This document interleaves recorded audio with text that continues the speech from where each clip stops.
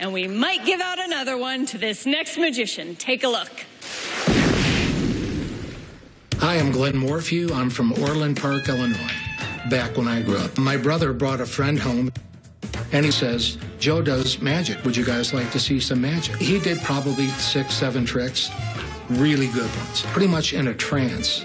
I walked to my bedroom, got all the money I had to my name, which was $26. So I said, this is all the money I have in the world.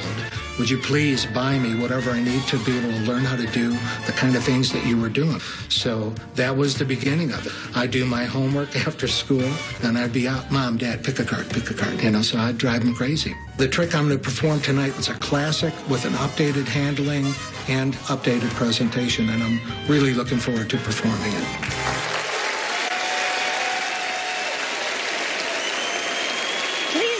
The deep dish magic of Chicago's Glenn Morphew. Allison, could you do me a favor? Come on over here. I'm going to need your help for a second. What I need you to do is just write your name nice and big right across the middle of each of these cards. And it's important. I'll tell you why in a second. Okay. I'm exhausted. I've been spending every waking moment, and a lot of moments I should have been sleeping. I'm studying Dr. Sheldon Cooper's work on Einstein's theory of relativity as it relates to teleportation, wormholes, black holes, mind power, and optical physics. And I have to tell you, this science stuff is complicated. So I'm thinking, rather than discuss it, I'm going to demonstrate some of the things that I've learned.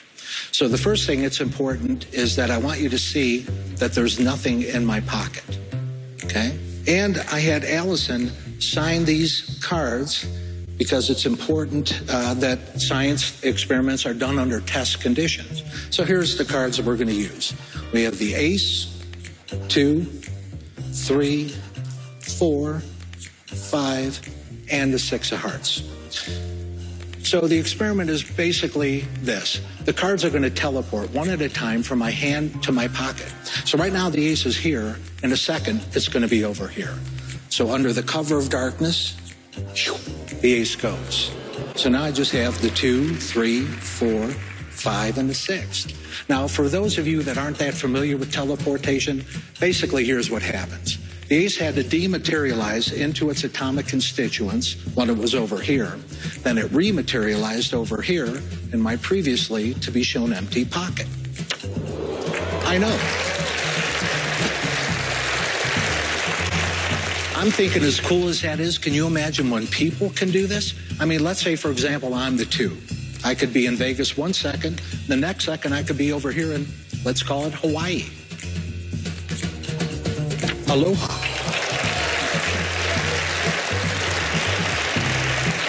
We're going to do something entirely different with the 3.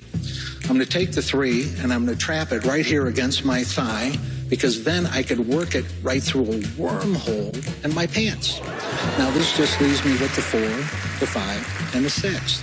Now I'll be honest, it's a lot easier for me to find these wormholes when I'm wearing my silk loungewear. But hey, here's proof. You could find wormholes in wool.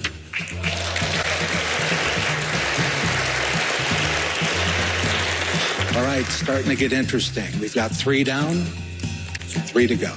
Now I'm going to demonstrate optical physics, and there's a good chance I'm the only guy you'll ever meet that could demonstrate this. Because what I have to do is move my arm back and forth so fast, it just looks like it's moving super slow. That's what most people do. They tend not to believe me, which kind of ticks me off. But people start to believe once they see I just have the 5 and the 6 left. See, what they fail to realize is while they were sitting there thinking, yeah, right, this guy's full of they missed the moment when, faster than the human eye can follow, I slipped the 4 into my pocket.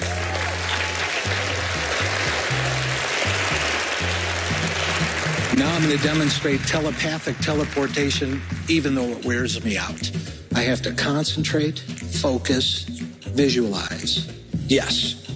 And I send the 5. Now, in this case, I didn't send the 5 to the right front pocket. I figured I'd send it to the left rear pocket because, hey, I've got a vivid imagination. Now, when I clap, I send the 6 to a black hole somewhere in the universe. It's gone forever, but not forgotten. And I'll be honest, I sent the 6 by clapping because I figured, hey, when you get to witness teleportation, wormholes, black holes, mind power, and optical physics, you should clap. If not for me, certainly for Dr. Cooper and Dr. Einstein, because without those two guys, I wouldn't have been able to show you any of this. Thank you.